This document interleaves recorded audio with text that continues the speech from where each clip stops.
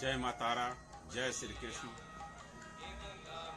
लोक आस्था, विश्वास एवं पवित्रता का पर्व छठ के शुभ अवसर पर सभी देशवासियों को, बिहार वासियों को, पटना वासियों को, वैशाली जिला वासियों को एवं समस्त दर्शकों को जो मुझे यूट्यूब पर एवं फेसबुक या इंस्टाग्राम पर और भी मेरे जो भी सोशल मीडिया चैनल पर मुझे देख रहे हैं, सभी को छठ पर्व की हार्दिक बधाइयाँ एवं शुभकामनाएं। जय छठी मैया की। भारतवर्ष में वर्ष भर अनेकों पर्व एवं त्यौहार मनाए जाते हैं। इनमें से सूर्य की उपासना के लिए एक मुख्य पर्व है छठ। मूलतः सूर्य का यह पर्व षष्ठी तिथि में आने के कारण सूर्य षष्ठी अथवा अपभ्रंश रूप से छठ कहा गया है। यह एक वर्ष में यह पर्व प्रति वर्ष साल भर में 2 बार मनाया जाता है। पहला चैत मास में और दूसरी बार कार्तिक मास में। चैत्र शुक्ल पक्ष की षष्ठी तिथि पर मनाए जाने छठ पर्व को चैती छठ एवं कार्तिक शुक्ल पक्ष षष्ठी तिथि को मनाए जाने वाले पर्व को कार्तिकी छठ कहते हैं। यह पर्व दिवाली के 6 दिन के बाद करीब करीब मनाया जाता है। यह पर्व मुख्य रूप से उत्तर भारत के राज्य बिहार, झारखंड और पूर्वी उत्तर प्रदेश में बड़े ही धूमधाम से मनाया जाता है।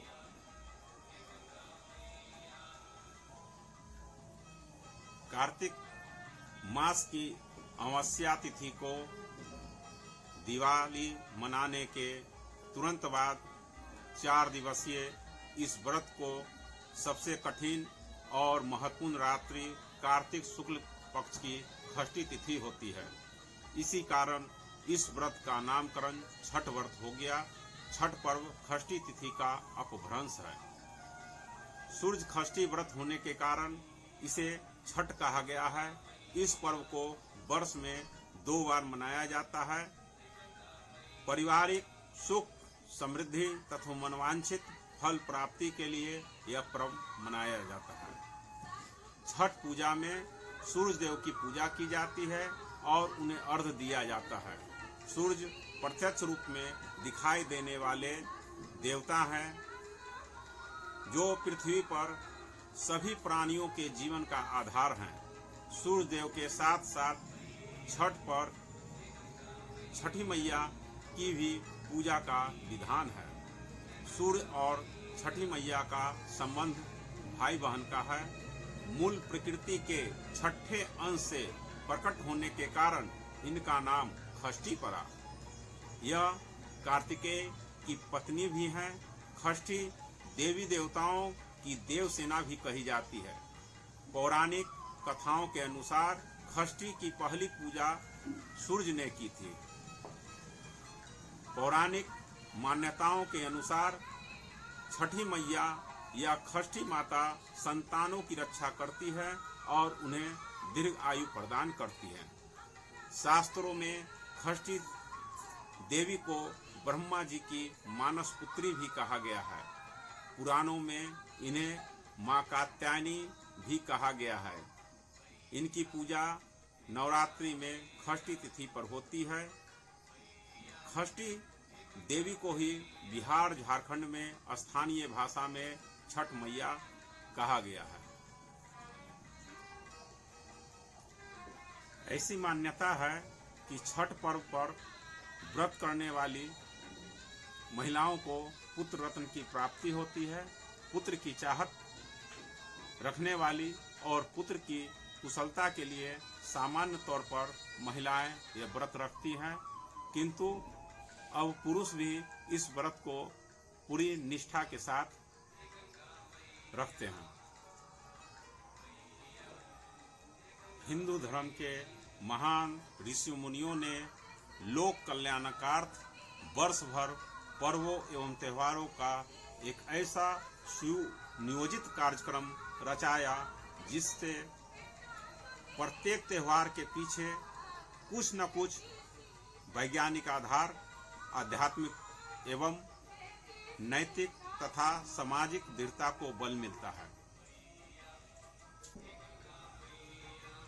वैज्ञानिक दृष्टि से देखें तो षष्ठी के दिन विशेष खगोलीय परिवर्तन होता है। तब सूर्य की प्रावैज्ञानिक किरणें अल्ट्रा वायलेट रेज असामान्य रूप से एकत्र होती हैं और इनके कुप्रभाव से बचने के लिए सूर्य की उषा और प्रत्युषा के रहते जल में खड़े रहकर छठ व्रत किया जाता है। सूर्य षष्ठी व्रत छठ पर्व का वैज्ञानिक दृष्टिकोण क्या है? छठ पर्व की परंपरा में भी एक गहन विज्ञान समाया हुआ है। षष्ठी तिथि छठ एक विशेष खगोलीय अवसर है। उस समय सूर्य की प्रावैज्ञानिक किरणें अल्ट्रा वायलेट रेज पृथ्वी की सतह पर सामान्य रूप से अधिक यानी हानिकारक मात्रा में एकत्र हो जाती हैं।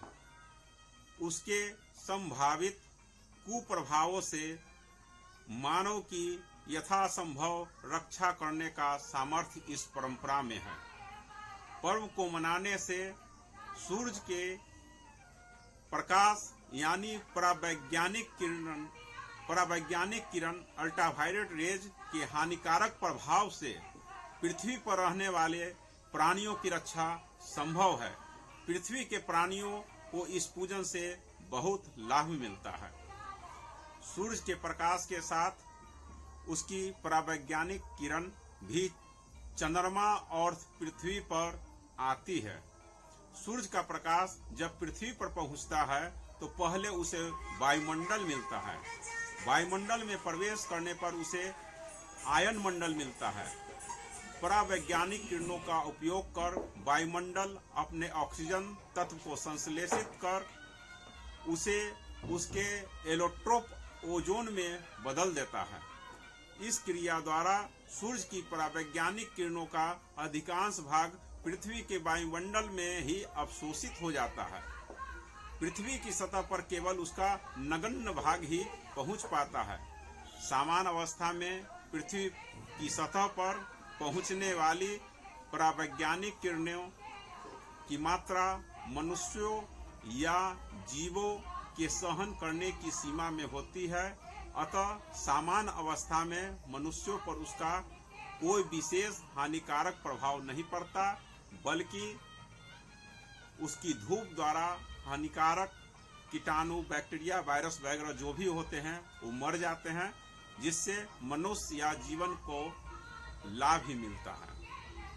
छठ जैसी खगोलीय स्थिति में चंद्रमा और पृथ्वी के भ्रमण तलों की समरेखा के दोनों छोर पर सूर्य की परावैज्ञानिक किरणें कुछ चंद्र सतह से परावर्तित और कुछ गोलीय अपवर्तित होती हुई पृथ्वी पर पुनः सामान्य से अधिक मात्रा में पहुंच जाती है। वायुमंडल के स्तरों से अपवर्तित होती हुई सूर्यास्त तथा सूर्योदय को यह और भी सघन हो जाती है।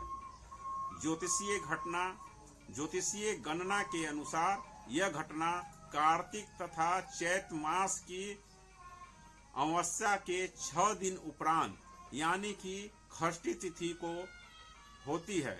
अतः इन्हीं दिनों में इस पर्व को मनाए जाने की वजह से इन परावैज्ञानिक किरणों अल्ट्रावायलेट रेज से त्योहारों पर मनाने वाले भक्तों तथा पृथ्वी के अन्य प्राणियों अर्थात जीवन की रक्षा संभव हो पाती है। ज्योतिषीय गणना पर आधारित होने के कारण इसका नाम और कुछ नहीं बल्कि छठ पर्व ही रखा गया है। छठ पूजा का पौराणिक महत्व। छठ पूजा की परंपरा और उसके महत्व का प्रतिपादन करने वाली अनेक पौराणिक और लोक कथाएं प्रचलित हैं। रामायण की मान्यता है कि लंका विजय के बाद राम राज्य की स्थापना के दिन कार्तिक शुक्ल षष्ठी को भगवान श्री रामचंद्र और माता सीता ने उपवास किया और सूर्य देव की आराधना की। सप्तमी को सूर्योदय के समय पुनः अनुष्ठान कर सूर्य देव से आशीर्वाद प्राप्त किया था। महाभारत की मान्यता के अनुसार छठ पर्व की शुरुआत महाभारत काल में हुई थी। सबसे पहले सूर्य पुत्र कर्ण ने सूर्य देव की उपासना शुरू की। कर्ण भगवान सूर्य देव का परम भक्त था। वह प्रतिदिन घंटों कमर तक पानी में रहकर सूर्य को अर्घ्य देता था और सूर्य की कृपा से वह महान योद्धा एवं महादानी कर्ण बना। आज भी छठ में अर्घ्य दान की यह पद्धति चली आ रही है। कुछ पौराणिक कथाओं में पांडवों की पत्नी द्रौपदी द्वारा भी सूर्य की पूजा करने का उल्लेख मिलता है। वे अपने परिजनों के उत्तम स्वास्थ्य की कामना और लंबी उम्र के लिए नियमित सूर्य पूजा करती थी। पुराणों की मान्यता में एक कथा आ रहा है। कथा है कि राजा प्रियव्रत को कोई संतान नहीं थी। तब महर्षि कश्यप ने पुत्रेष्ठी यज्ञ कराकर उनकी पत्नी मालिनी को यज्ञाहुति के लिए बनाई गई खीर दी। इसके प्रभाव से उन्हें पुत्र तो हुआ, परंतु पुत्र मृत जन्म हुआ। प्रियव्रत पुत्र को लेकर शमशान गए और पुत्र वियोग में प्राण त्यागने लगे।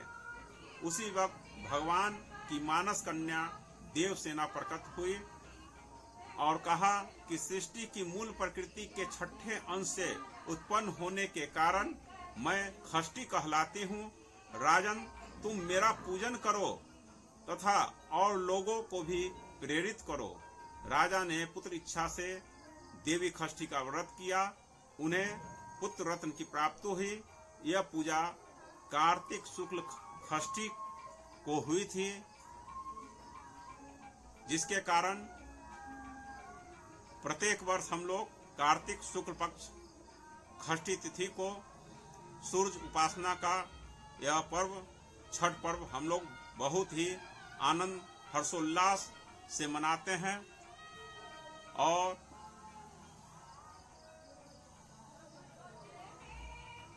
देश से बाहर रहने वाले सभी व्यक्ति इस समय अपने अपने गांव, अपने अपने शहरों में लौट कर आते हैं और सपरिवार छठ पर्व को मनाते हैं। जय छठ मैया की। नमस्कार, धन्यवाद।